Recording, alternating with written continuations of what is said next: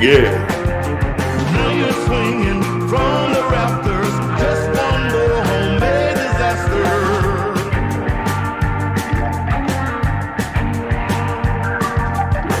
Now you're in it to win it. Living like you got it good, Coach on it. Gotta feel it, careful not to spill it. Baby, when it's gone, you can't get more. None at the store, I declare war on you now. Face me, baby. Face me. Now we're swinging from the rafters. Hey, Melody. Homemade disaster. I see I'm gonna have problems today, huh? We'll make it work.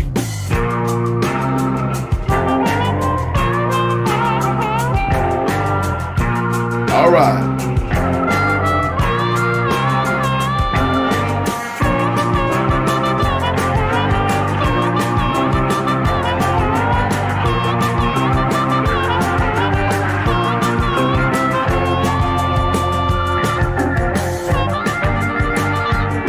Good morning, Pat Cannon.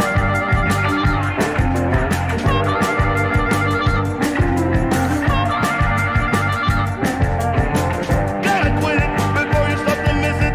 Sliding down a slippery slope. Yo. Can you guys hear me? Well, I think I'm having some problems already.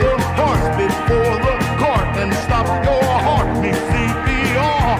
You just don't be there.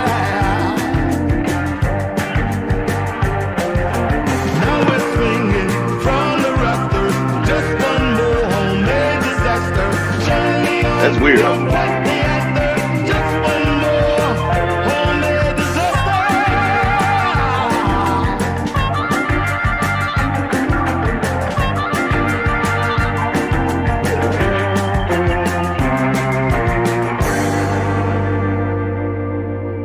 All right, right on. I hope you guys can hear me. I was trying to get this thing worked out here. Today, my guest will be the legendary, I call him legendary, Mr. Tommy Castro. What a bad cat. I want to say thank you and welcome to the Sugar Shack, baby. My name is Sugar Ray. It has been a hell of a time with this COVID, y'all.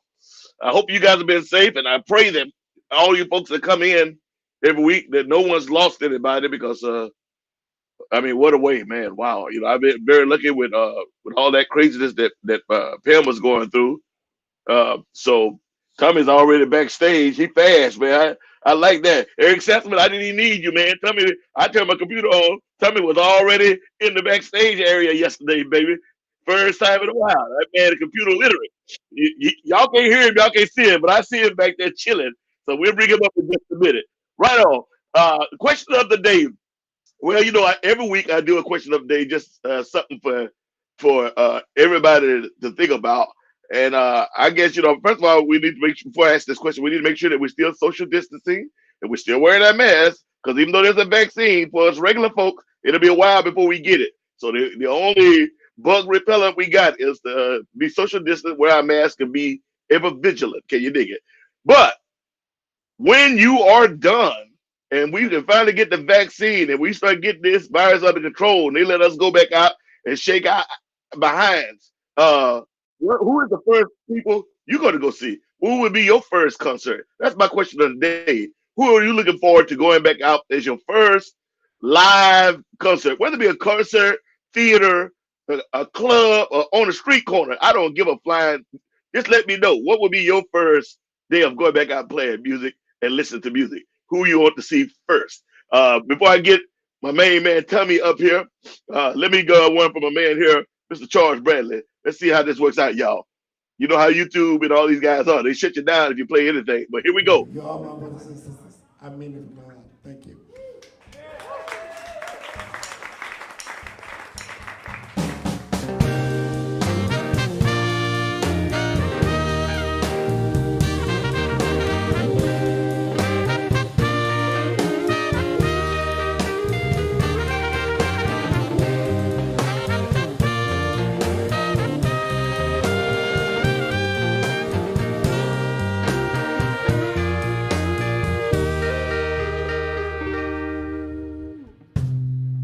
Why it is so hard to make it in America?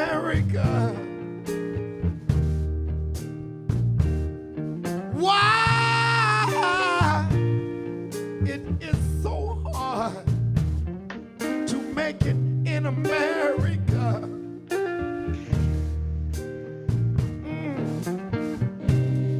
A land with milk and honey. A land supposed to be built with love. It takes love and understanding to live and let live. I was born in Gainesville, Florida. I traveled far and wide. Then I moved to Brooklyn, New York. Had hard times, but sometimes I hold on. Why it is so hard to make it in America? I try so hard now to make it in America.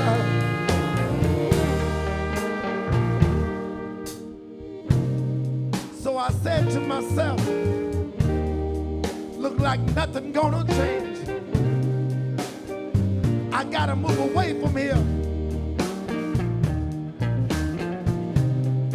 I went upstate New York, a little town they call Poughkeepsie. Poughkeepsie, okay. Got me a job to get away from all that stress. But I couldn't get away. No matter how far I went, look like nothing gonna change. Everything still remains the same.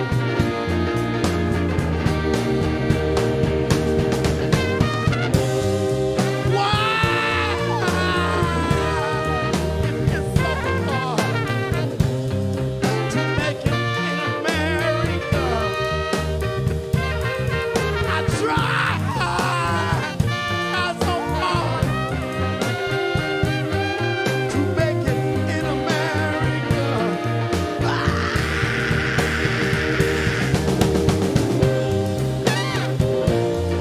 We gotta make a change in America. Help somebody. We gotta make a change.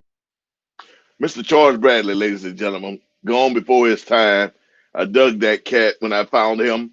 Him and Lee Fields, you know, they've been pushing me kind of into that era, that area of blues and soul blues and just soul. But Charles Bradley, and if you recognize the band behind them, that's the Daptones, the band that backed up Sharon Jones all those years, the same band that backed up Amy Winehouse. Matter of fact, a couple of those guys are now in my band. But Charles Bradley, man, you know, I don't know if you know the story, but the guy was homeless, great singer from back in the 50s and 60s, kind of disappeared. He was homeless out there in New York, and those Daptone guys kind of found him by accident, kind of looked him up and found him, like kind of like the old days of Lomax and those guys going finding the old blues cats. They went and found these old soul cats. And there's a few of them out there, you know, right now. I think the only two that is quote unquote in that genre or looking at that genre right now is me and Lee Fields. So, but you know, I thought you'd play a little bit of Charles Bradley, man. What a great voice. You know, he always reminded me of a mix of James Brown and not Prince, but I would say James Brown and a little Al Green kind of thrown together. It's a good gumbo. I love his style. That song is a song just kind of I really like what he's talking about, but he's got some really up tempo, shake what your mama gave you stuff. But check him out what he's done. Go look him up, Charles Bradley. Charles Bradley. Go look up Lee Fields. You know me. I'm always trying to introduce you to something different, somebody new, as long as Facebook will let me do it without cutting the throat. All right. We got a lot of questions up here. Patricia Greason, what is the tip out there? Out here at my house, it's not that bad right now. It's about 50, but I'm outside in the sugar shack, so you can feel the 50, especially when you're just sitting down. So, but Bunny Burkett. Oh, let me give a shout out to um, all the people I need to give a shout out to my manager, Miss Stephanie Gonzalez at Apropos Management, my booking agency here now. is the Mint. We left UTA in America. UTA is still our booking agency in Europe, but we want to say thank you to our new booking agency, the Mint. We want to say thank you to 40 Below Records, Eric Korn, and everybody, and to my the Magicians Media, my personal media people over there. They're crazy. Miss Bunny Burkett, aka Glenda the Good Witch. You hear me talking about all the time. And big thank you to Eric Sassaman, who helps me keep everything together with all this fast moving technology. You know, I'm an old school brother. Just give me a pen and a pigeon and I'll get it done. But you know, we do it old school, duct tape, baby, whatever it takes. We have to Negro rig this thing, make it work. But they keep me semi-professional. I got to keep it not too professional because they'd have me over here looking like the Negro Poindexter. But I'm trying to do what I can do. Can you dig it? All right, y'all. I'm gonna get in trouble for that one. Hey, Buddy Burkins, Kelly Zerb, Kent Boozer, Christina, but everybody, thank you guys. How you doing? I want to play one by Tommy before I bring him on. He being so kind. He's sitting backstage, all chilling and everything with all them really nice guitars hanging on the wall. Rick Anderson, ain't no way that you are normal people. Simplify, Devil Dog, simplify. Christina, anywhere you're playing in North America, thank you, Christina. You know, we had that gig set up, Nanaimo, to come out there and play, and we had some stuff set up in Victoria out your way, but maybe for next year, you know, we'll see. We already starting to get some bookings outside the U.S., you know, and we'll see if they hold with everything that's going on, but maybe soon. Patricia Gleason, I would love to see you guys. Tommy, Nick, Moss, Mike Zito, Bernard Allison, Mim Shannon. Do you want more? Oh, that's good right there, baby. That's good. Laura Hall, hey, Sugar, Merry Christmas. Hey, Merry Christmas to all you, Merry Christmas to all you good people. I hope y'all enjoy yourselves. Be safe out there, though. Be safe. Pam and I, you know, the house is destroyed. We feel like Scrooge this year because we didn't put up a Christmas tree. I didn't put up a Christmas decoration, which I usually do every year. That's a big thing for me. I love my Christmas and Halloween decorations. But the floors are pulled out. All the furniture's out the house. We're doing new floors. We painted, you know, because I'm married. You know how that works. I do what I'm told. So there we go. It's Christmas time. I got cement in the house, and I got new paint on the walls, though. Right on. For sure. All right. We go through all that. Tristan, also, I almost forgot. Tristan DeVito is also part of the team on the Magicians Media. Tristan, thank you for all your hard work, brother. Christina Abrams and Mark Rayford. Hey, family. Mark Rayford, where you from, man? Because Rayford is a weird last name, baby. Ain't many of us got that. Let me know where you're from. We need to get together. Here we go. Here's one I pulled out from Tommy Castro. I played one last week. I really liked that one with him. I can't think of the name of it, but it was him walking down the street. It was kind of like in black and white. God dang it, I was really digging that. Him driving the car. It looked like he was in San Francisco. That's what I'm assuming, but I was digging that. But check this one out. It's a throwback. Tell me, look at him. He looked like he's about 19 years old right there, baby. Woo! Come on now, look out.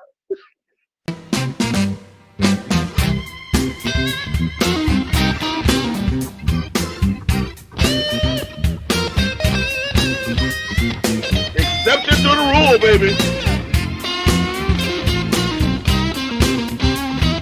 Hey.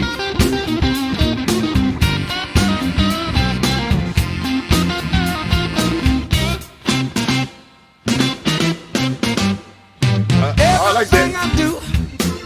Everything I do is bad for me. Yeah, I know that feeling.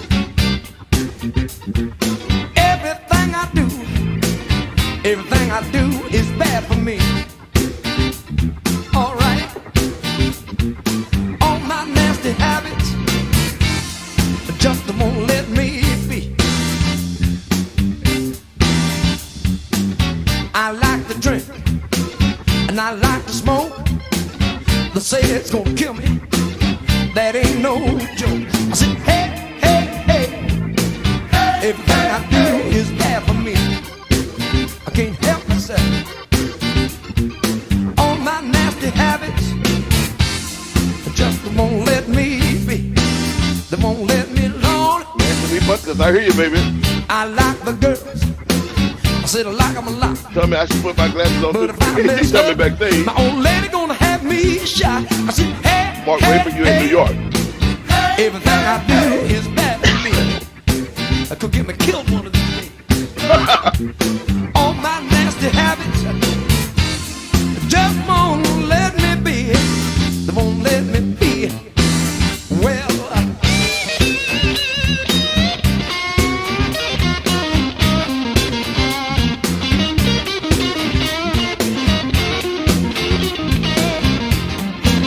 that get to the boy.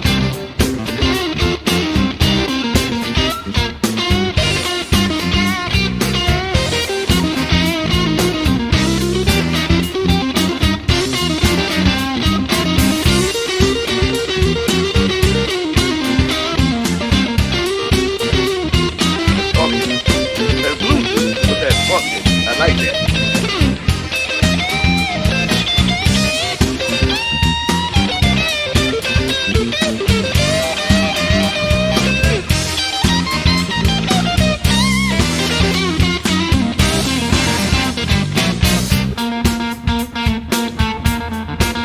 Now, all right, now watch out there. Ah!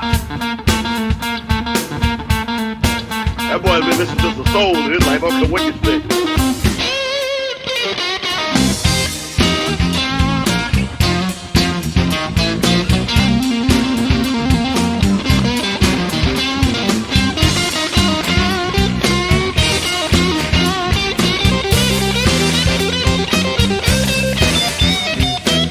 I like to gamble. A card table's hard to pass. But every time I do it, I always lose my hey, hey, hey, yeah. Yeah, baby. Everything I do is bad for me. You know what I'm talking about. All my nasty habits just won't let me be. They won't leave me alone. All my nasty habits just won't let me be. They won't let me be. All my nasty habits, I believe they're killing me.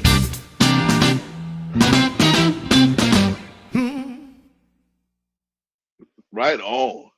There you go, ladies and gentlemen. Tommy Castro, man. That boy funky. I know Tommy funky, but that was really funky. A lot funkier than I thought. That's pretty cool. I like that. I like that. You know, Tommy. I must tell you that you folks that everywhere I've ever met him, uh, not that I'm anybody. I'm not one of those people. I never feel like I'm anybody.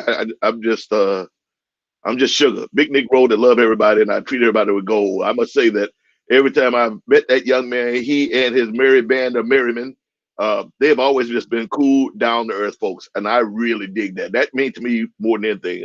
For those of y'all that know me, know that you have two personas. You have the stage persona, and then you have your real self. And my real self, I really dig this cat. He's been really cool. Cat even reached out to me when nobody named Mama in the blues world knew who I was. Gave me my first chance to go on the blues cruise without being a part of some other band and all that. And the things that I won't forget. He may not even remember it, but I don't forget. So I'm like the Negro elephant, baby. I've been saying Negro a lot today. I don't know what's going on with that. It's just on my mind. But anyway, let me bring him up front stage. He's backstage laughing at me.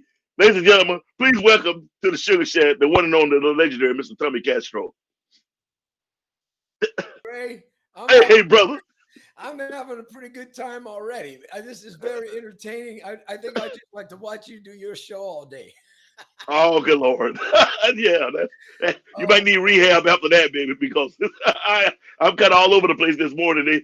I woke up late, and the dogs and my house has been. I demolished my house because my wife decided after 11 years of moving in. She never liked the floors that we put in when we first moved in. But I go. We put down what we could at the time because we didn't have a lot of money. The floors were laid nice, but Yeah. she always hated it. I don't know. You know how it is with women. So here it is, right before Christmas, right before her birthday, she decided to rip all the floors out, get the entire house painted. So literally, I mean, I've given away all kind of furniture. I got what I got left shoved into my dining room, and there's just bare concrete floors, but the walls are painted. And the guy's coming on Thursday to put in the new floor. But in the meantime, as you know, when I get done with the show today, I got to jump in the car, drive her to LA, finish doing then Wednesday morning try to do like a few minutes recording session, try to get a couple of songs done for the new album, the vocal wise, and then turn around and drive back here, feed my dogs here in Arizona, and then get up the next morning and start laying down the new floors with the contractor. So that's where my life rolls. And everybody thinks it's because of the pandemic. You're just laying around the house all day. But no, You know what?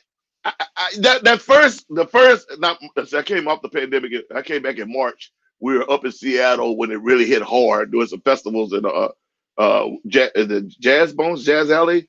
Yeah, yeah. Uh, I can't remember. One of the big ones there. We were doing it 2 nights. Huh? Tacoma's Jazz Bones. Okay, so there must be Jazz Alley that I was think Jazz Alley, I think's in Seattle, but I never yeah. played that place. Yeah, pretty cool joint. Really cool joint. We had a 2 night stand, us and Marcus Miller. And the first we came out the second night and they were like, this is gonna be the last live show for the foreseeable future. Right before the show, he comes out and said that. And I'm like, what the heck? And then it went downhill from there. And then we made our way back down this way, but it was crazy. But yeah, man, how you been? I've been keeping pretty busy. I'm like you. I'm working on a record, and I've figured out how to. See, I figured out there's some work I can do from home. I got a little. I set up here in my office so I could do some guitar stuff on for my new record. Which is cool because as sometimes you cut live with the band and you get what you need on the first time around, and then sometimes you have to go back and maybe rethink some stuff. And so I'm doing that. I'm doing that from home, and which is interesting. I've never done it myself before. I've always done it in a studio with an engineer and something like. I went down to Nashville with Tom Hambridge and recorded Oh, the album. We did a full album and got most of all the vocals done and the band done. And now there's just a few things on the guitar that I want to improve on. So I'm messing around with that at home. And then, and I'm like you, I bought a house here in Novato just before all of this happened. A lot of things are going on. yeah. Yeah. There's a lot of stuff was happening. We were on the road, and then this all happened. I came back and have been here ever since. But it's amazing that there's a lot to do. I haven't been sitting around that much. No, it's kind of weird, isn't it? It's kind of like, I think that we don't even think about it because usually we're on the road. And so when Yeah, you come home, you do a few little picnic things, but you never really get into anything because you know that you're going to be leaving in a week or so. And, right.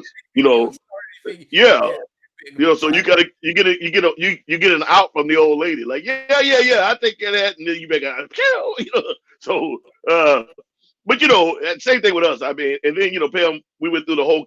We're still going through it, but thank God she in remission. We went through the whole cancer thing with my wife, which was even scarier because the type of cancer she had to go through and do stem cells. So she's doing stem cell where she has zero immunity, zero. I mean, they took her. They had part of this thing is they had to take her down to zero immunity for this treatment that she had to have, and it was in the middle of the full blown. By this time, it was like the end of March, April, and no one even really knew what was going on. And there she is in the hospital with zero immunity, and the COVID was everywhere. So that was scary, But she's bounced back. Cause that woman is strong like bull, and I Thank love her. God. Thank God for that. Yeah, Man, I'm yeah. happy to hear that, man.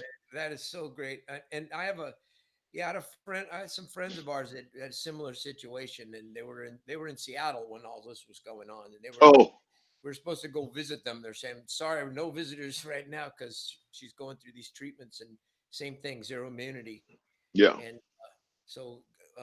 But things are looking up. They are looking up. Even there was looking up. Like I said, that I took the silver lining for it. I was just like, well, you know what? I have been doing 180 200 days a year, and so for me it was actually kind of great. It took a little bit of adjustment, but it was great because I was able to be home and to be there by her side through all the stuff. And now that I'm home and she's feeling better, I always know she's feeling better when she started finding projects for myself to do. So it's like so now, here we go.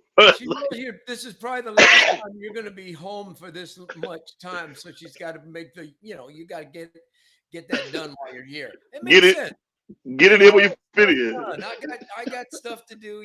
I got a big old bus out in my driveway, and I got I love that bus. I'm gonna kidnap that when you ain't looking one day. I got it needs a lot of love and attention. I haven't even started on that.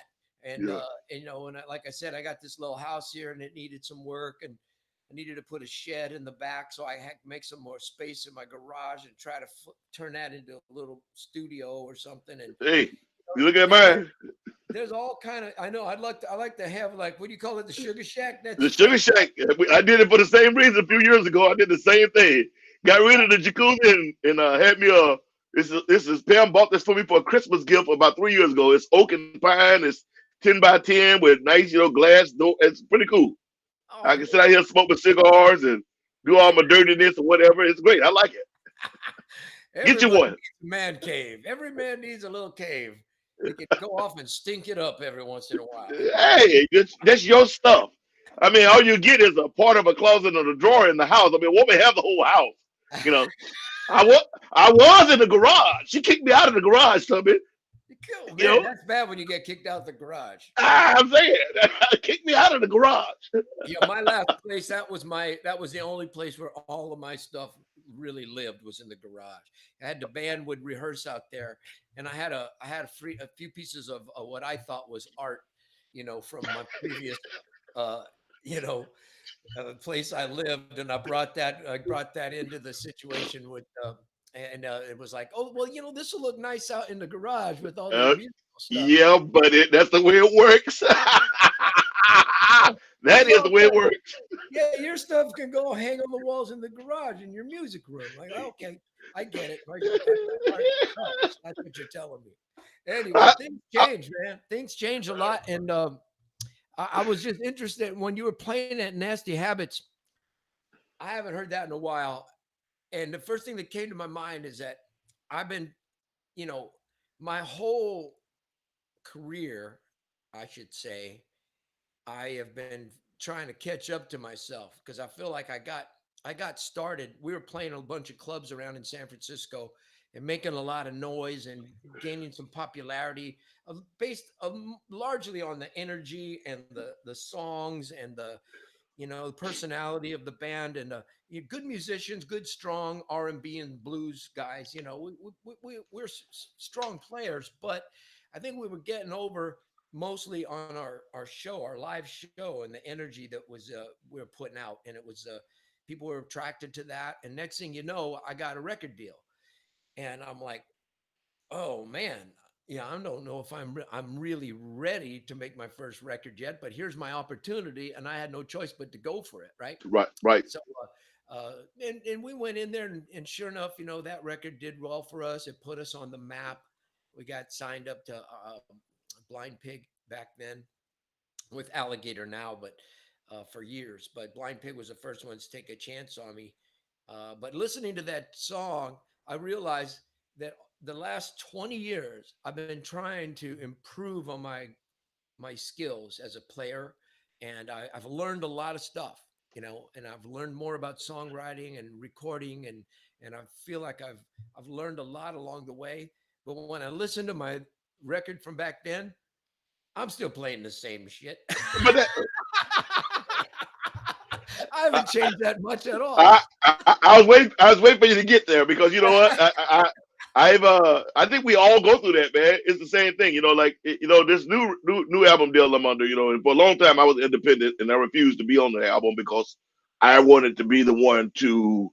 I guess I wanted to get out there and see what I could do. So my first 4 or 5 albums is just me writing with Ralph or me with Jimmy King and some of the guys from Ain't Kizzy Boys, and then I did that album with Blind Faith Records over in Italy in 2017, which just blew me away. And that it was a soul album, and that was the first album I've done really that someone else wrote. They took my stories, but they wrote them. And I was like, okay, let me try that. And then so when we did this album when I signed the deal with 40 Below, it was because I wanted to do something different. I did enough of the 145 stuff. I wanted to go more into the soul blues area because I felt that area for the blues world is kind of underserved. There's a lot of the other stuff, but you don't have that many soul guys. I mean, there's a few, but none of them that were really touring like. And so that's why I structured the band the way it was with the B3 and the horns, and I wanted to be able to put that. It was a deliberate thing. And so when I got with Eric, you know, Eric's idea was like, man, Ray, everyone knows you're a blues guy. Everybody, blah. I said, well, I'm just a singer. And he said, well, I want to try something different. I want to take your stories, but I want to push you into the soul blues Americana. And I was like, well, I mean, I want to do something different, but I mean, I don't know this Americana thing. I explained this Americana. What is this Americana thing? I didn't realize, as long as I've been in the business, and around, I had never heard that term Americana. It's kind of like it had been like a foreign Song. thing. Yeah, It's but about I kind song. of went to check More, it out. It just more about songs than it is style so much, I think. yeah, Yeah. yeah. So when we did Somebody Save Me, this one here, and it got nominated for the Grammy. I mean, I was just shocked. I was like, okay, I'm listening to the music. I'm like, I'm digging the music. I'm digging it. It's still a little foreign to me, even though it's me. But I think Thing it's is, good. that's the thing about you is, man, you could sing anything, and I put you up there in the same category as like Solomon Burke. Oh, good Lord.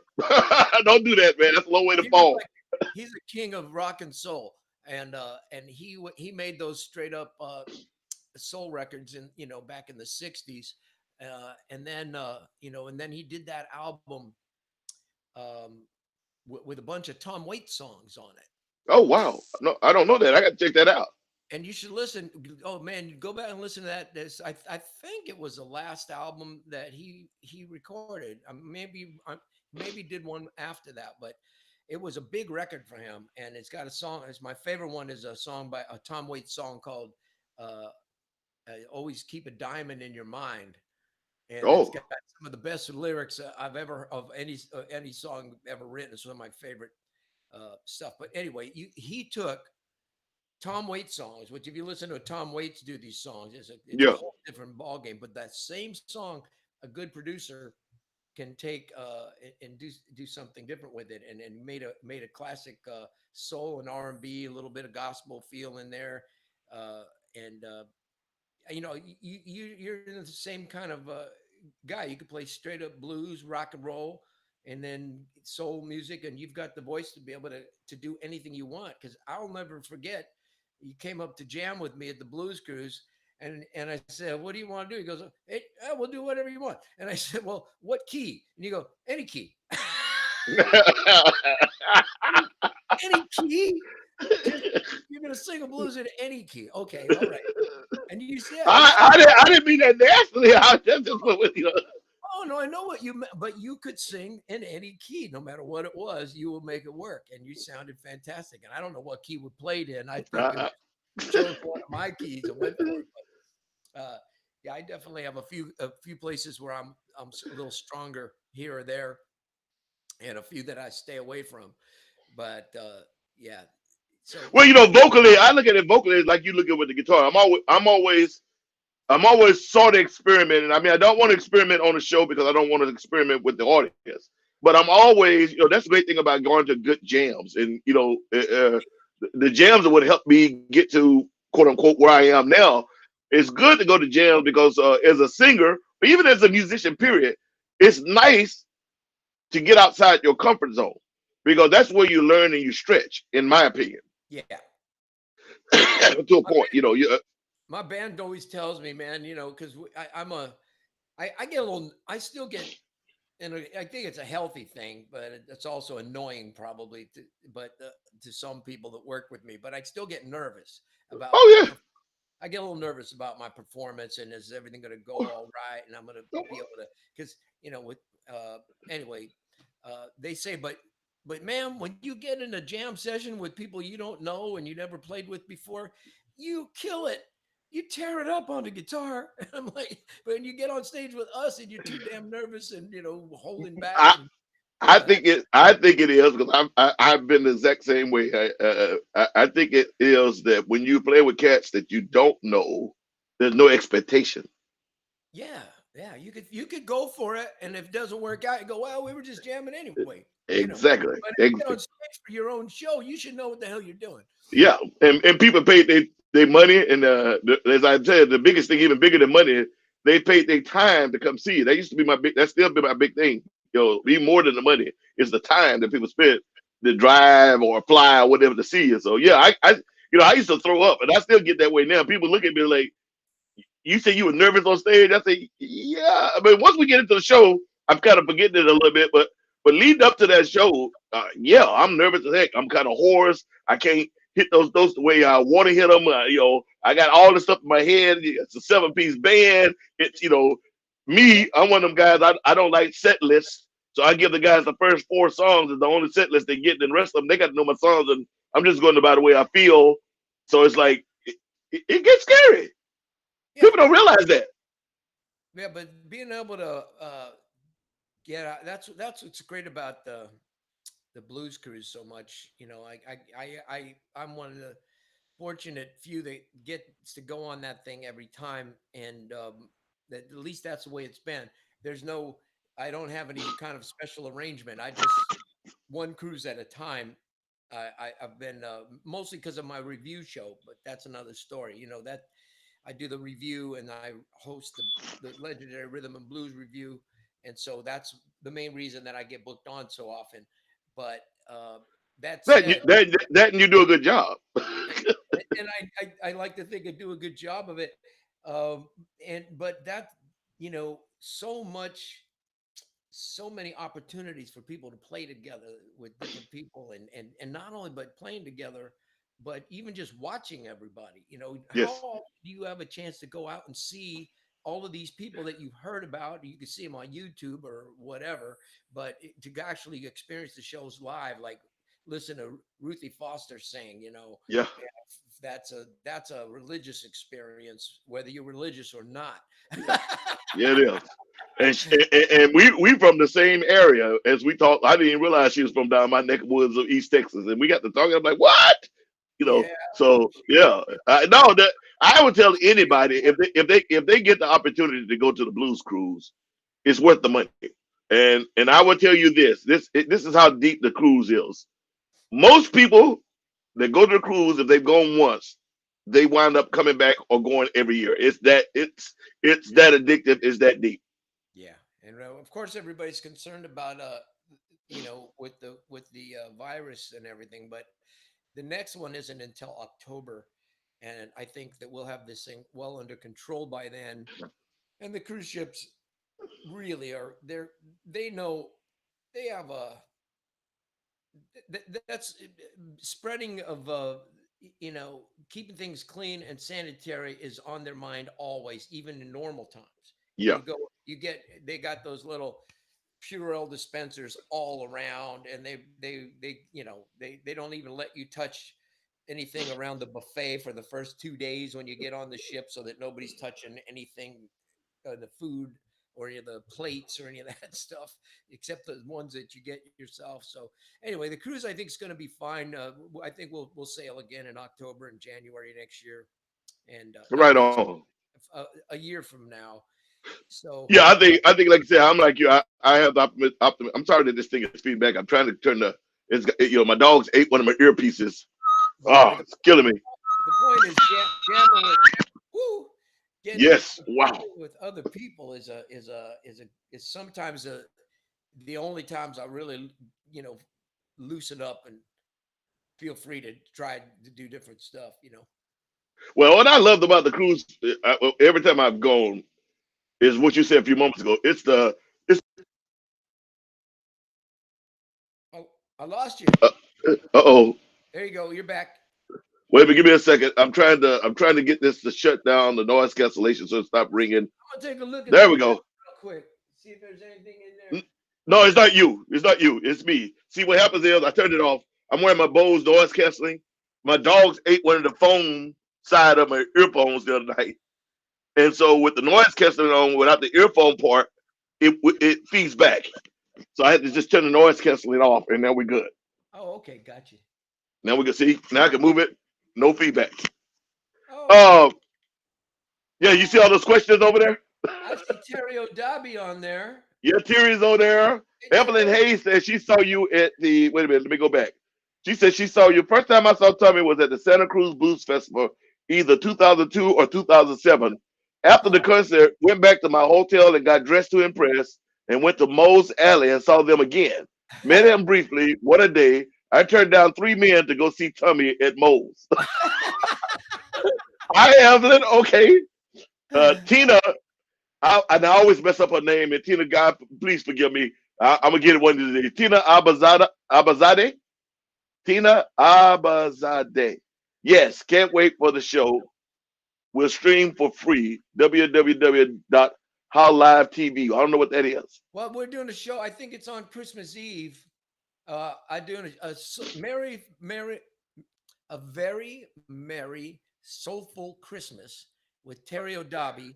And you need to check this out, Ray. Yeah, if you haven't heard um, Tony, oh my, why am I spacing on his name right now?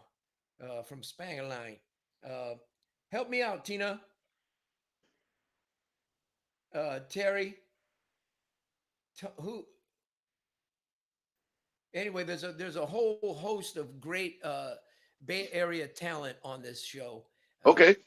featuring Terry O'Dobby and Tony. He sang with Santana. What am I spacing out? Somebody help me out here. Oh, you not talking about my buddy Alex, are you? No, we're talking about Tony. Oh, okay, because I know it. My buddy Alex Lidgerwood sang with Santana for many, many, many years. But Oh God, it's a guy I've known Tony, him for 30 years. It's really strange that I'm spacing out right now. it happens, brother. It happens, man.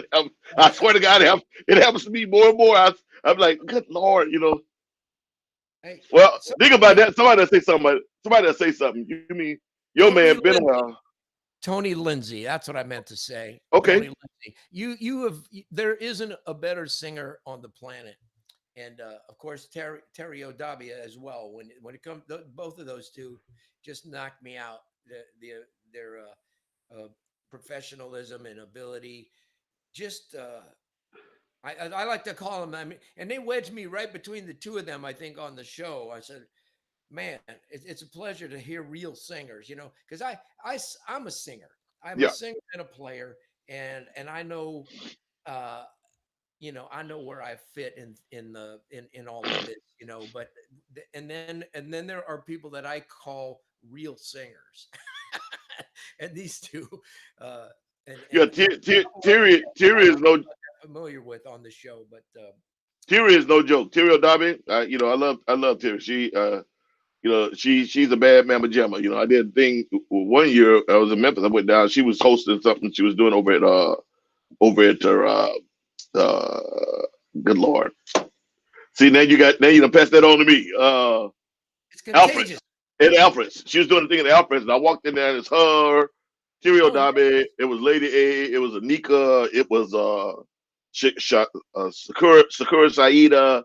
yeah, yeah. All these powerful sister singers, and then me. And I was sitting there like, all right, I'm gonna have to reach down and grab a pair because these sisters throwing down.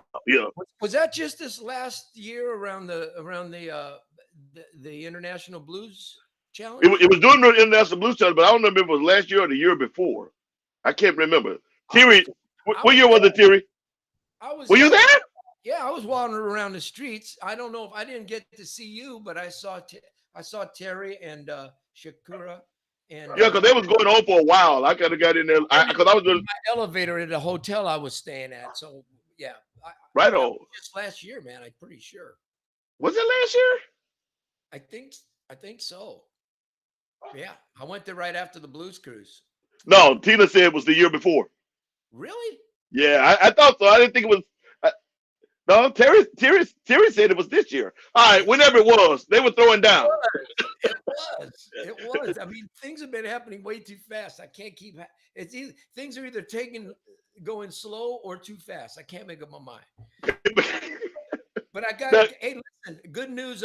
From Europe. I was talking to our agents in Europe this morning. We had a meeting, a Zoom meeting, mhm. and Yeah, I've had a few of those. they have an interesting thing going in Germany. We're supposed to go there in April, and we're kind of thinking that ain't going to work out. But they're optimistic because they got a thing over there where if the show doesn't if the show doesn't work out, like people are afraid or stay home or for whatever reason, uh, if they put on these limited capacity shows and there's and the money doesn't add up, the government guarantees it. Well, see, they've been doing that in France for years. That's why I've been playing France for about 12 to 15 years. And the great thing about France is the government subsidizes all the shows. So the That's musicians get a certain pay, no matter what the show. The musicians get a certain pay. yeah. So they would put on shows that were sometimes they weren't sure if they were gonna make money, but it didn't matter because the country was the state was backing them up. So that's why it used to be so many festivals all around France, and so that's really cool. It's kind of weird because I just got about 8 or 9 festivals booked in Europe for later in the year, starting probably like May, June, July. And I was worried the same thing, but they are booking. Even the UK, which is kind of weird. I have eight dates set up for the UK, and I'm like, okay, is this gonna work? And the agents are like, all I can tell you is they contacting us now. So I think that the festivals are starting to feel like, okay, now we see it, because before it was just like, let's wait and see, let's wait and see, let's wait and see. Now they're actually starting to lock things down. So as far as like, here's the money we can pay, here's what we want, blah blah blah. And I'm like, wow, okay, all Yeah, right, it was encouraging to hear, because here is another story. Nobody's wanting to really yeah. probably about summertime before things get we start to get I back to work again. I don't even think that, Tommy. I think you're being Maybe I'll tear optimistic, up my floors. huh? Yeah, I'll yeah, tear up my floors. I don't like yeah. my floors either.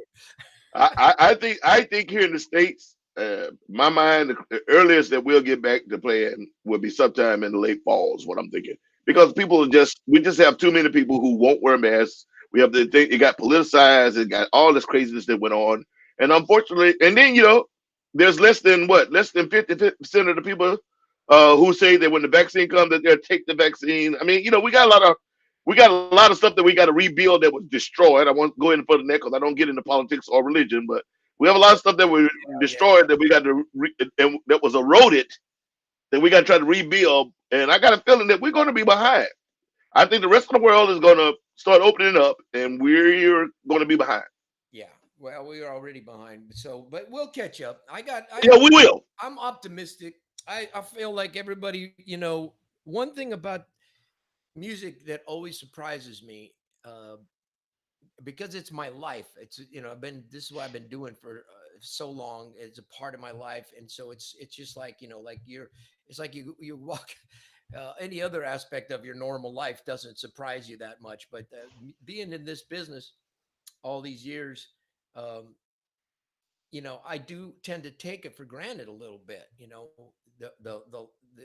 The just how important music is to people in their life, and so that is going to be a driving force, one of the biggest driving forces for people to wanting to get back to normal. Everybody wants to go back to a nice restaurant. Everybody wants to see their local businesses stay in business, and all of their friends and family who are all suffering through this and trying to keep their small businesses afloat.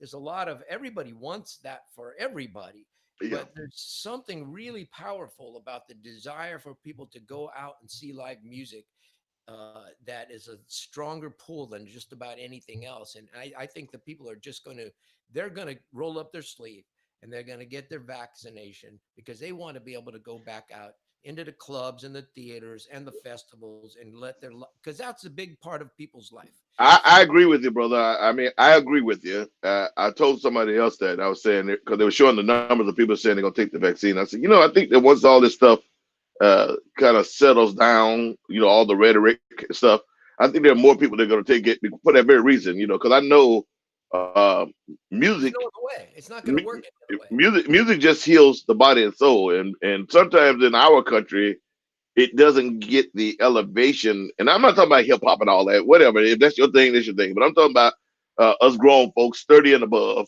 It is a balm, a salve for your everyday life. And I agree with you. It's so ingrained that music has survived disco. It survived the hip hop era when when hip hop was basically getting rid of live musicians, and it was just And I was a b boy. I was a break dancer the whole nine. So I can tell you, it was an MC. It was an MC and a DJ, I and like if it's good, I like it. that's not what I'm saying. That's not what I'm saying. What I'm saying was that once hip hop became as prolific as it had been, I mean, it's kind of dying out now. It kind of put musicians out of work. I knew, I've been very blessed to play with like 3 of the top 10 drummers in the world. James Gatson, Alvino Bennett, Bernard Purdy, Gary Malaber. These guys are friends of mine that I've played with, that he's been in the band with me, or we've been in bands together. And it was putting cats like that out of work. How you gonna have a guy that's got 400 number one hit songs on 500 albums? He can't get a gig. You Mm, know. But yeah, having said that, the live music survived that right. and has always thrived, even when it wasn't quote unquote the mainstream. That's kind of like with blues. And people say, well, what? I said, well, first of all, blues is truth. It's like country, old country, not country pop, but old country. I said, Yeah, it's the truth. And I said, it will always be that at some point, people want to go out and see live guys. They want to go out and see a guy playing the guitar. They want to go out and see a guy playing, they want to see the live instrument because it's something about that show and that atmosphere with live music you can't get away from. yeah. That's my opinion on it. Yeah, and so it really, well, in my opinion, it depends on everybody has whatever it is, whatever music is that they're interested in or that they really get involved in. Like some young people, they like electronic music, and there sometimes there's musicians involved, sometimes not. The point is that they gather somewhere, they go to a Yeah, festival, they go to a club, and that supports a lot of people in the industry regardless of what the genre of music yeah, is. And and so um it, not being able to gather and share common interests in a certain kind of music is really hurting people. People are really missing that. It's a part of you know it's a part of life that's really important to a lot of people. And I was talking to Taj a while back, and Taj Mahal, and we were just talking about.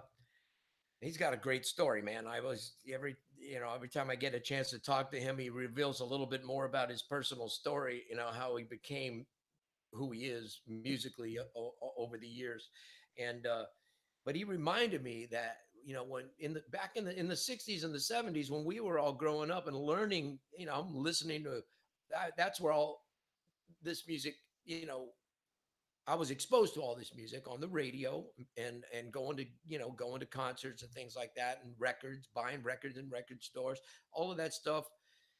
There was no internet, and yeah. it was simple. The way you got your music was you heard it on the radio, and then a little later on, maybe you saw it on MTV or something like that. But uh, music, popular music, was the centerpiece for for especially young people. They got together based on the kind of music that they were listening to. hmm They dressed a certain way based on the hmm kind of music they were listening to. They got involved in certain you know cultural, political causes or whatever. But whatever there was all based around the music was the driving force, and so it's so important. And now we have our own audience out there. Audience, I like to say, of a certain age for the most part. It's a little bit more of an adult music that we do, and there's a lot of people in that Yeah, in that demographic a that lot. that still feel that the music is the one thing that they live for. They have their family, they have their job, they have their maybe some other interests, but some people's lives revolve around this music, and they hmm either get involved and support it in some way, or either they're playing in local groups themselves, or they join the local blues society. They read the magazines, they put XM on their radio, Bluesville on their radio in the car, and then they keep up with all of us and what we're doing, and at all different levels, all the way up from Buddy Guy, down to the cat that plays a local gig in their town every Wednesday night somewhere, or hosts a jam session. People are involved in this community of blues music. And hmm if you ever, and if you went to Memphis, and the first time that was the first time I've been to Memphis for the Blues Challenge in a long time. I went many years ago in the '80s when I was in a local band back home. We went and competed, but that was the last and I'd been to Memphis, to play the festival there, Yeah, Beale Street Festival, many times over the years, and been to Memphis a bunch of times. But that was the first time I'd been back for the International Blues Challenge, yeah, and to see how huge the community has grown. Oh my, Yeah, yeah, because everybody was there. Every everybody. And I want to take this opportunity to say that I think more of us musicians that are out there doing it, they have a name. If you can schedule it, you should go, even if it's just for a day, because it means so much. It was, I mean, I was shocked. People from all over the world coming up. I mean, it's good for the community, for us. That it's a way for us to give back. That's why I went down to be a judge. I was yeah, like, I've done that. I'm like, and then they call me up and I'm like, oh, okay, well, yeah, I'll come down and judge, or I'll come down and shake hands and show my face, because it gave me an opportunity, and I like to try to get that opportunity back. But not only that, it's also one of the few times where guys like you, me, a bunch of others, where we get to just be leisurely talking, and we sit in a few shows here and there, but it's not like we putting on 90-minute sets. So we get to kind of just we get to be fans. We get yes. we get to be fans. I got to sit down and eat with, different, have a meal with people, just run into people, run into Michael Kinsman and run into Yeah. Keenan. Oh, Michael. I haven't seen Michael in a while. Yeah, yeah, yeah. He lives there now, Yeah, I know he moved. You from San Diego, right? Yeah, I know you're yeah, originally from Texas, but I mean, you did come out of the San Diego scene a little bit. yeah. How did you know that? I know stuff, man. Yeah, I was in San Diego. I was an avocado farmer. Well, first I was a Marine, then an avocado farmer. I lived in San Diego, or North County, Vista. So I knew Michael Kinsman very well, Mel. And yeah, I've known Michael for decades. Yeah, And then like I said, I ran into Terrio Dobby and Chikura there. And I can't think of a couple of festival buyers that I know. I'm standing in a club, and right behind me, there's Brian Slack from Canada, yeah, books Brian. books the Trois Fest. And I can't think of all the people that I ran into, but I got to hang out. I'm, the people who run the Blues Foundation. I Yes. got to meet Barbara Hmm. for the first time, like in person, and talk to her. And of course, Joe Whitner is an old friend. But Oh yeah. I was surprised. I'm sitting at there. I'm judging one of the duo contests. So I'm sitting there in this handy blues club, and it's tight in there, and it's Yeah. that what it's like. It's y- jammed up, and Yeah. there's some good acts, and there's some not so good acts, and, Yeah. and you're sitting through it and going, oh man, this Yeah. is this is an interesting night I'm having here, Yeah. and then I look up and left, and there's Bobby Rush standing right there next to me. He's just standing right there, and I'm like, hey, Bobby. Yeah. I think I read him like two or three. I mean, it's almost like the Blues Cruise in a way, except for it's even bigger, just the amount of people. And Yeah, I, it's definitely it's amazing because, like I said, almost everybody is there. I mean, you run into everybody. It's kind of weird because, like you said, you get to judge it and whatnot, and the way they did it was good, so that you didn't have to spend your entire time judging. But I felt, judging was good to give back. I really don't like judging people. But and I had the big bands. I had like the 6 pieces and up. So there was a couple 11-piece bands, and everybody was in there. I mean, I met people that I did not know. It's funny thing is, one of the young ladies I met, she was on the cruise the next year, this last time that I did it, and I was like, oh, I was judged at your what you call it. She's like, yeah, we had won the IBC the year before, and I'm like, oh, okay. And I think it's just good. Again, I think that people who are into this music, and we've gotten off the subject with whatever the subject. Like I said, this is just a we don't have green it. room conversation. There's no subject. I think it's incredible if you have the money, you have the time. If you're a fan of this music or you're curious, definitely if you get the opportunity to go on the Blues Cruise, that would blow your mind because it is a 24-hour festival, 7 days a week, and you're in an enclosed place. It's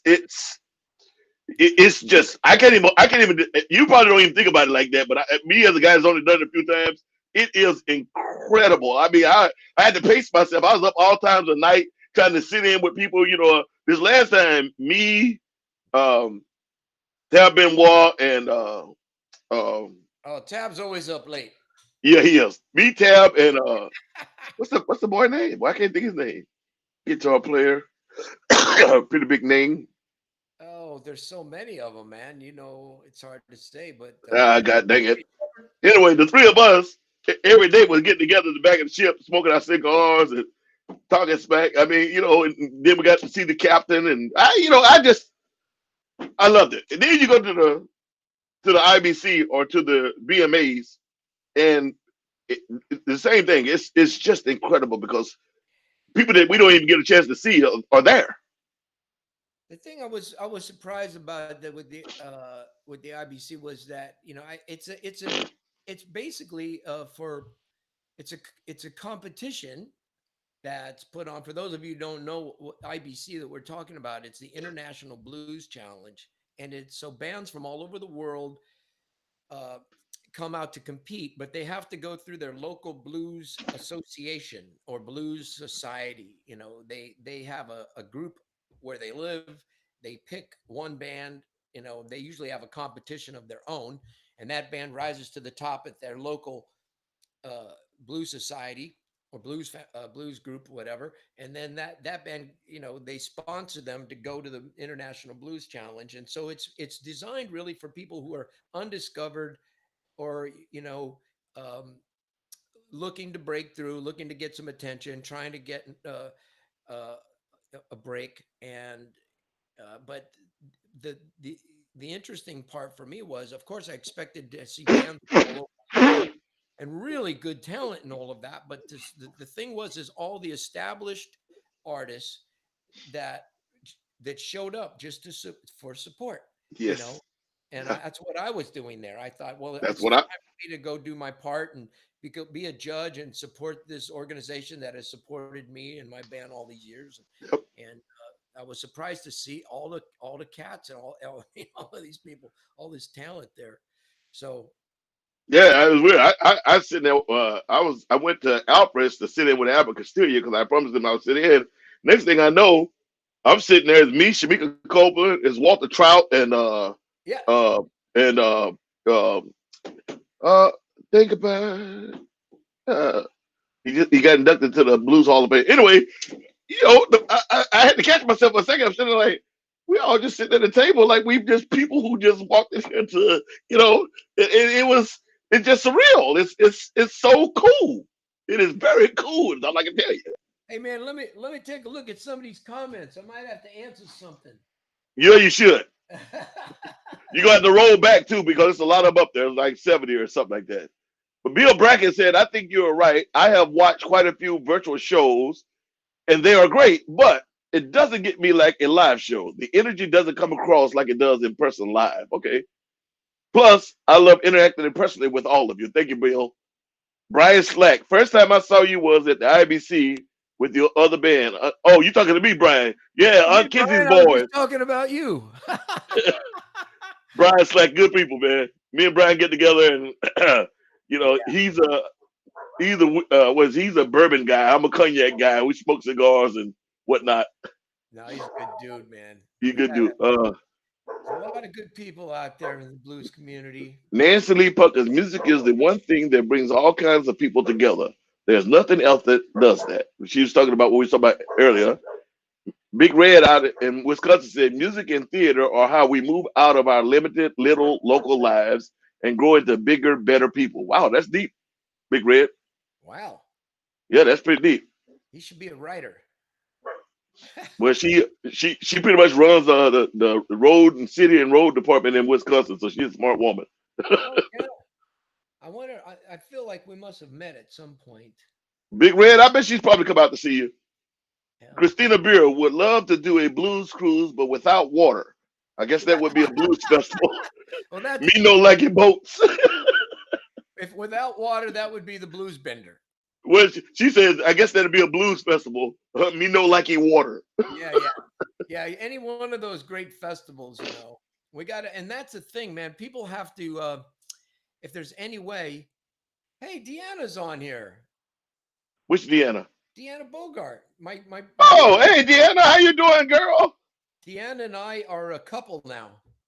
Oh, are you? That's blues news. Yeah, we've been Okay. we've been hanging out for the last few months, and man, I'm in love. She's a hell of a talented young lady. Yeah, yeah. From piano to saxophone to singing, she does it all. I love this young man. I met this young man with me and Charlie Musselwhite and Beth Hart in Mumbai, India, a year ago, and his name is Aaron Joy Sakar. He's lots of love from Calcutta, India. Tommy, and he's a great guitarist. If you get a chance to look him up, Tommy, do that. He's a Will. nice young man. Yeah, I'm always interested in stealing licks from somebody. Tommy, I I always find one or two that I could make it work. all right, let me ask you some official questions because I didn't want to hold you too long. All And right. I mean, we can go as long as you got time. I got time. But uh, so if you don't mind, who were your influences? I mean, you told us a little bit, but when you first started playing, what made you get into guitar, and who were your influences? If you can do that quickly. Okay, my first one was my brother Ray. As a matter of fact, I have my older brother Raymond. When in the '60s, he got fascinated by the Rolling Stones and the Beatles and that whole British invasion, and he started playing the guitar. And we didn't have. It was interesting times because we were raised by my mom, and she didn't have a lot of help. And it was we got a he got a guitar somehow. Her and my aunt got together, and then he really wanted to play, so he got a guitar. And when he got his hands on a guitar, man, he just played and played and played until uh, he met some other musicians, and they start to put a little band together, and they would just do the popular songs of the days, songs by the Animals and the Rolling Stones, and even remember them doing Paul Butterfield Blues Band tunes and uh, Yeah. stuff like that. And they would practice in my mom's basement. And so I learned from those guys a little bit. That's what got me wanting to play. And I started playing. And then I was about 6 years younger than my older brother. So I met some kids my own age. And that was the '60s. FM radio was just rocking. It Mhm. had just, not a lot of people don't know this, but FM radio was a new thing in Yeah. the '60s. It was a new format. And so they didn't have a ton of commercials. In fact, they had very few sponsors in those days. FM Yeah. radio was kind of a new thing. And as it started to grow, anyway, we all started tuning in to FM radio, and they would play whatever they wanted to play. And man, they would play Albert King, 18-minute long version of Blues Power. They'd play that on the radio. You ain't gonna Yeah. hear that. No. Yo, No. 3.5, maybe 4 minutes is all you get. Yeah, and then they would play that alongside of all the psychedelic and rock and roll and folk music. All that stuff was going on in those days. But I always, gravitated towards the blues guys. So when I heard Elvin Bishop play, I lost my mind. When I heard Michael Bloomfield, and then I started reading. Uh, the record covers, and they talked about BB King and Albert King and Muddy Waters and Elmore James, and I would go find that stuff. So my first probably big influence was when I was learning how to play lead guitar. It um, might have been Alvin Lee, because I heard Going Home from the Woodstock album. Now about that would make me about 14 years old, and that was when I was really starting to learn how to play. And I played, and I made it my mission to learn how to play the guitar part on Going Home all the way through. And that's another really long jam, and it was in the was really fast playing, and I was just fascinated by that. So I learned that, and that and then from that point on, I just started buying records. And I remember the other most impactful artist was BB King. When I found BB King records, I got my Cooks County Jail album and Live at the Regal, and I sat with those records for months just listening to BB King. I didn't listen to anything else for a Yeah. while. I was just like, this is speaking to me. Yeah. And I could go on, but that was probably the most important. Well, And then well, I started let buying me more. let, let me Go ahead. jump in there before you bring that one, because I've seen this comment now like 4 times. So you got at least 4 people said, "Tell me, be quiet, you're dating us." Yeah. There's at least 4 people that have said that, which is Really? kind of I weird. don't. Yeah, I see Big Red said it. Uh, Patricia Gleason said it. You got a few people, but hey, I was close to Hey, that. I came around in the '60s, and so by the time I for me, music started it for me. I would think I was like 5 or 6. So, but it was gospel. You know, Oh I'm from yeah. the deep south, so I was just thrown into the gospel world, and I was in the Right. gospel world for a long time. So that was my, you know, it was later that we started. I started was like able because my grandmother didn't play radio or whatever. My mother kind of listened to a little bit of everybody, but she passed away when we were very young, so it was always with my grandmother, and it was always just gospel, gospel, gospel, gospel, gospel. You know, and I got up pretty high in the gospel world before I quit music altogether and then joined the military and just didn't do anything for 15, almost 20 years, and then kind of got back into music. But um, I mean, that's deep. So who was this last person you were saying? Well, I was just gonna say I love gospel. I love Southern gospel music. I love, and my favorite group is the old Mighty Clouds of Joy with Joe Lagan, You know, and I got to work with them a few times. and I love Dorothy Love Coates that comes in second. Julius Cheeks. Uh, Julius Cheeks. Oh, look at you. All right. I'm talking about, those are the guys who inspired Wilson Pickett and Bobby Yeah. Womack and the way they Yeah. sing. Yeah. Uh, and so Well, I, you know, all those guys. You get to you know, you start getting all those guys, and you start talking about Harmony 4+1 and the Jackson Southern Airs and the Dixie Hummingbirds, and you know, they all, you know, oh you yeah, had so many of those guys in there. You know, Sam Cooke and all those guys. They were listening to, well, they come out of that, you know, before they came to the world music, as they say. yeah. But the thing about that I sang. I did a brief stint. I lived in San Francisco for a long time. I'm north of the city, about 20 miles north. But I lived in the city for quite a few years when I started my band. Um, and there's a famous church there called Glide Memorial Church, where Cecil Williams, Reverend Cecil Williams, Mm. uh, kind of what he was the main preacher there, and they have a foundation there that supported that church, so they provided them with all the money they need to run that church forever. And so every money that they would raise would all go right into the community. They fed 3,000 people a day. And so it was, I used to go down there for the music in the morning, sometimes at 11. They had a 9 o'clock and an 11 o'clock. They'd have church, and it was everybody was invited in. It didn't matter what religion you believed in. It didn't matter where, if you were you know, a junkie or a hooker or somebody on their down on their luck, or if you were a billionaire from Silicon Valley. They all gathered in this same church and it was really a beautiful thing. But I went mostly for the music, and then I got the side effects of Yeah. the Yeah. spiritual enlightenment that comes with that. Sitting back, listening to that music, it moves you in a way, and you go, "Something's going on." Yeah.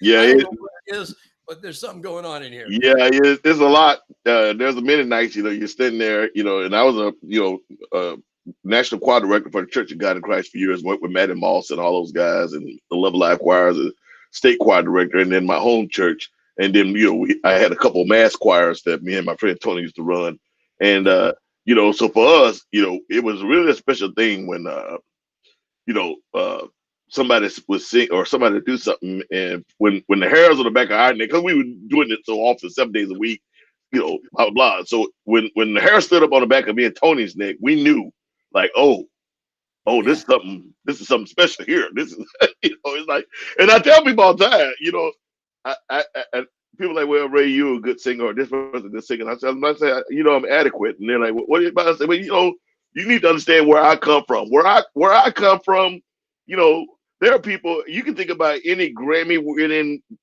multi-million-dollar album selling. I don't care who you are. Some of the greatest singers of all. You can talk about them. I yeah. know people that you've never heard of. That if that person grabbed the microphone and started singing, that person that's got all those millions of album sales would not walk up behind them and grab that microphone. I hear you, man, and it moves you to the point. Well, I wanted anyway. I wanted to be a part of it somehow, so I went and joined the choir. Now it turns out that getting to church for 9 o'clock on Sundays was not always a good idea for me. It didn't work out too well in the long run, but I joined for a while, and I remember being in the choir and singing, and I'm singing, and everybody's singing, and the leader of the choir was a guy named John Turk. He was a fantastic. You guys and my East Bay friends will know what I'm talking about. He was a beautiful man, really talented, and he could run that choir. He could tell everybody what to sing, and he ran the band that Mhm. backed up the choir, and I'll never forget. This was what I'm getting at here is it wasn't sounding right to him, and he just kind of stopped everybody and it got kind of serious. He goes, listen, you know, you can't sing cute. No, You got to sing ugly. ugly baby. if you See, there you go. He was a real cat. if your face isn't look like if you don't look ugly when you're singing, You ain't you're doing it not. right. You Yeah. ain't doing it right. You ain't doing it. And it's funny you say that. It's funny because I would never expect to hear that from a guy going to church in San Francisco because that's a Southern thing. We were always. I have seen Dr. Matty. Well, I saw Dr. Matty. I was there the night that she threw the Bible across the church and hit Twinkie in the face and told her to play it like I wrote it. But as a choir director, and I've been there, and I have seen people get embarrassed. I have seen people get stopped. Great singers. I've seen them get stopped right in the middle, like, hey, you being too cute. You know, you ain't your wig should be almost, or your purse should be sweated out. Your wig pulled to one side, because if you ain't getting ugly with it, you ain't singing it right. You know, you just being cute. You ain't getting the grease off the bottom, baby. You gotta. This is not a cute thing. I have seen it, and I've been. Believe me, I have. It was the way I grew up. You know, if you ain't ugly when you singing it, you ain't doing it right. If you sit there, oh, like, no, I, that statement. I'm sorry, because I ain't been to jump in, but that statement took me back. You have no idea. I wish I could. I wish I could have a thing that plugged in my head so I could just show you, because I have heard that all my life, especially in the church. Oh my God. I'm Oh so my glad I God. got to hear it because I mean that was the only time I ever heard it, and it came from this guy. He was in charge, and he Yeah. was not kidding. It wasn't like I've said this No. before. It's time for me to say it again. He was No. serious, Very and serious. I took it to heart, and I remembered that, and I've been singing as ugly as I can ever since. Well, you sang your butt off. You have an amazing voice, especially playing the guitar. And I'm a drummer and I'm a little bit of a keyboard player, but mostly a drummer. And I grew up playing drums, but I grew up right the choirs of singing, and so you learn. That's why, like when you ask me, like when we talk about the keys. Well, I grew up. I always tell me I was a 10-year Marine, but I was a Marine before I was a Marine. I grew up in the Black Church of God in Christ, the Holiness Church. I grew up where Aretha Franklin and those guys come from, and Shirley Caesar, and I knew the Winans and all. Anyway, I say that to say that by the time I came to quote unquote secular music, you need to understand that most of us that came out of the church, the Deep South church like that, by the time we came to secular music, that was nothing compared to the gauntlet and crucible that we had gone through in gospel. Because gospel was different, because people would come up and tell you, the church, these black sisters would come up and tell you, like, I always tell people the joke is a joke, but it's not a joke, because I've heard it.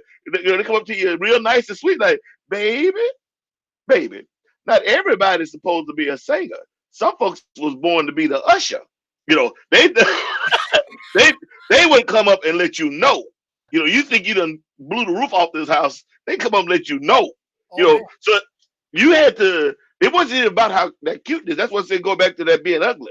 You had to learn to wring every ounce of feeling of that song out, because everybody around you was singing it that way. So you couldn't come up there and try to be cute and blah blah blah. You was at a disadvantage. You had to go up and we. That's why black folks used to say, young folks say it now, but they have no idea what they're talking about because they don't go to church like that anymore. Like when I grew up. That's what the difference between singing and singing. That's why you hear somebody say, "Woo, she sang that song." That's like that's not being a slang. That's not a what they call it, ebonics. There's a reason behind it. You're like, oh yeah, she can sing. Or you hear black folks say, "Woo, that girl can sing." There's a difference. That's another level. yeah, That is another level. yeah. But it's a crucible, man. It's good. I'm glad you got that though, because most cats I know, they've kind of, and you join the choir, which is good because it's okay to sit in the audience, but it's different when you're there for rehearsals and you get to hear those things that the audience don't really get to hear. They Yeah, may I learned a surmise. lot. I learned a lot just for the little bit of time that I was there, and I really wish I could have continued because it's so joyful. It does something. It fills your heart and your soul in a way that the regular gig just doesn't do it that way. But man, this is I've been having a good time. I can't wait till we get back to hang out in person and jam and play some more. And I know we got one of the lucky ones. And by the way, you people that feel the age, be damn grateful for it. You're still here. You still That's here. what that's what's important. And we were lucky enough to still be here and to be wrinkled and and to be. People ask me all the time. I tell them, I say, "How you doing today, Ray?" I said, "I'm doing pretty good. I'm on this side of the grass, baby. That's That's all. That's all that matters." And those to be able to remember those great days of early radio. I mean, we got to see some stuff that it was just a different time, and there were some things about those the way that we got our music and the way that we all interacted back then that was different, and in a lot of ways, you know, better. I think not in all ways, because there's a lot of good going on today as well. But there's we got to experience a time when music really was the centerpiece of everybody's life. And now it's a little bit watered down and scattered around because there's all these different. Everybody's got their toe in a little different kind of thing all around. You're in a little bit of this, you're in a little bit of that, and the kids listen to music now. They listen to it's a good thing. They listen to a wide variety of things. But I would say that seem like a lot of them are starting to go back now, and that's what I said about the hip hop thing. Hip hop is like a lot of things. Hip hop is, I think, it's sort of like blues. It's never going to go away, but it's changing again now. It's actually these young cats. When I listened the other night, I was listening to the Anderson Pack. I was I love listening that to guy. yeah, I'd heard him, but I didn't. Last night for some reason I kind of went down the rabbit hole, and I really got. I was like, when I came away, I was like, I'm a fan. I'm like, holy crap, I love this kid. There's a few others, the Bobby Black Womack, Pumas and he reminds me a little bit of young Bobby Womack. If you ever listen to his smoke. exactly. And that's what I told my producer. I said, yeah, man, this cat. You can tell this cat was listening to Bobby Womack. That's what I said. It's a lot of but I maybe it's just you and I to see that, but I said the exact same thing. Like, man, this cat, even the way his voice sounds, his phrasing, everything. I was like, this cat reminds me of. As soon as I heard it, Bobby Womack. Yeah, that's what it reminds me of. He even looks a little bit like him. I have to go back and look at that. Yeah, yeah. Well, I got it. I got into him last night. I started watching the little concert they did on Tiny Desk, and then I kind of went down the rat. But anyway, I say that to say that that's the great thing about going back to what I said way earlier. Live music. Even those cats are now slowly coming back to live music. They're starting to get drummers that can sort of play like drum machines, but have a little bit more soul. You're starting to see them with a bass player, and a guitarist up there now, the keyboard player. And I'm like, I say, see all that, and we go right back to the foundation again, which is cool. Hey man, my Randy, my bass player, right? He's been my Yes. partner in the band for 25 years. His daughter goes by Blimes, and that's her stage name, Blimes. But she's a hip hop artist, and she has got quite a lot of traction the last year or two. Um, she has a partner named Gab. It's Blimes and Gab, and she's done. They did some videos with Method Man Oh, uh, and they're millions and millions of views on their YouTube, their videos and stuff on YouTube and stuff like that. So check her out, Blimes and Gab or Blimes Brixton, young talent. Man, I watched that kid from the time she was in high school. She'd been rapping. She learned how to rap on the schoolyard because that was her defense mechanism. People would yeah, they would do battle rapping on the schoolyard, and she yeah. got to be really good at it. And she wound up being a coach on some television show where Method Man was the host, and they would do battle rapping with stars, Oh, and okay. needed coaching, so she got the job coaching. She met Method Man at that point, and then she went on, and that kind of helped her career move forward. But the thing about them, they have a lot of really good positive lyrics. A lot of their writing is inspiring and young people and women, and uh, you know it's I just thought I'd mention that while we're on the subject. Yeah, I'll check that. I'll definitely check that out, and then maybe I can even play something. But listen, I know before you go anywhere, can you Yeah. give people your social info and your website? Oh yeah. So I got TommyCastro.com. That worked out pretty good because it's easy to remember, and that's my website. And all of my tour dates that may or may not happen are on there. Or you already? So you really confident? You put yours up? You actually put the tour dates up there? I just got them in the email. I'm afraid to put them They up. keep going up and down, up and down. Yeah, see, I, I haven't even put them up there. I told the band recently, I said, we got some dates. And they're like, what are they? I said, well, just hold on. I can, I want to wait and Tired of see. putting them up and down, but of course, I got three Facebook pages. I've got my main one that is a fan. I mean, that everybody can get on. Your musician page. That's the one I like people to pay attention to the most. But there's also a fan page, Tommy Castro fans. If you really want to get involved with some of the people that have really been more involved with us over the years, and then my personal page, which is always full, but it's on there, and Instagram. You could just search me out on Instagram. Beware of phony Tommy Castros on Instagram. I just got a new Isn't one. that weird? There's a new one yesterday. Tommy Castro 59 is not me. I just got one. Was it a week or so ago, and 2 weeks, and people like, hey, we this weird page that says Sugar Ray this that. I'm like, oh, really? I took it as a compliment. I'm like, oh, I finally got enough people that someone think they should copy me. So it's cool. Yeah, you got to beware of those things. And we're doing a little merchandise special for the holidays. So, I want to, if you haven't got all your Christmas presents yet, there's a few things on our website. You could look at that. And one of the things I've been doing in this downtime, I stole the idea from my sweetheart, Deanna. She does a thing called Deanagrams. So Okay. if you want to, like, say you have your sister or your aunt or your somebody that you happen to know that they like my music, or they're a fan of mine, or they like blues or something like that. You want to send them a special greeting. I do little videos for people, and I'll sing songs for them and wish them a happy birthday or get well. So we call them Tommy Grams. And if Oh, okay. Deanna and I are hanging out together like we do at least half of the time, you can get us both. All right. Oh, You can get a Tommy anagram. so, it's All they funny do because all on my website. You can find out about it there. And meanwhile, let's hope for the best. And everybody roll up their sleeve and keep your mask on, damn it, and stay away yes, from crowds until we get through this mess and get on to some normal life where we can all get together and rock out again. right on.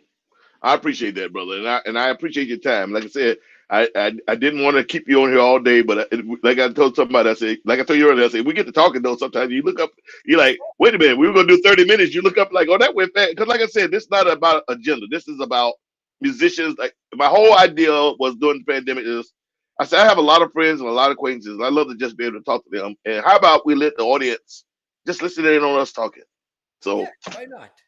yeah, I appreciate it. It's been I fun, do appreciate it. man. I'm glad. I'm glad it's the most we had to. This is most talking we've had a chance to do in a long time. So I'll see you at the next opportunity, my friend, and keep up the good work. I'm a big fan. You're making great records, and your shows are amazing. And Well, so you deserve everything you got going on. And hope we get to collaborate someday.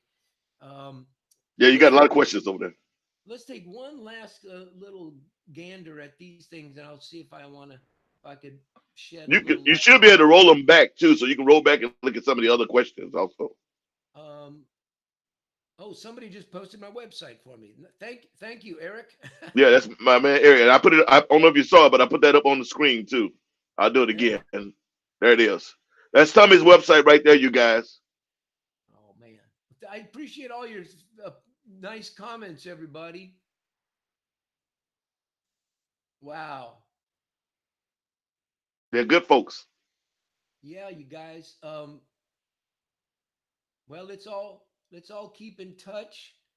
Um, I don't see any questions that I really need to answer right here. but I appreciate all the comments. I'm gonna go back and really look at them all. The best one is from Deanna. Her and her friend were coming back from Arizona. Believe it or not, Yeah, I saw that. I saw that. I was going to. I was looking for that to read that to from Arizona, you. going to Palm Springs, and they were listening to us the whole time. Little did I know. All right, you guys. Hey, everybody. Well, stay safe out there. And Ray, thanks for having me on, brother. I appreciate it. No problem, man. Thank you. And as I told you earlier, this will be archived on Facebook. It's also going on the YouTube. And what usually happens is, as the week goes on, this get to be up to like 5 or 6 thousand people viewing it, and you can always go in there later and put comments if you feel like it. Thank you, Tommy Castro, for being my guest today on the Sugar Shack. It was greatly appreciated. May karma keep shining on you. And I love the fact that one of the things I wanted to say before we go is one thing that really touched me about you is I loved it that every time I saw you and every time I see you, you have a smile on your face. And you have no idea sometimes what that means for other people. So keep that smile, please, and blessings on you and your family, brother. Same, Peace. same to you, Ray. Thanks a lot, man. Have a good Thank you, week, man. man. Bye bye. Merry Christmas, brother. Hey, and to the rest of you dirty mothers, I love y'all. We got to go. That was Tommy Castro, and I'm Sugar Ray. We're live at the Sugar Shack, and as always, please, please be good to one another. I'm out. Peace, y'all. Bye bye, buddy.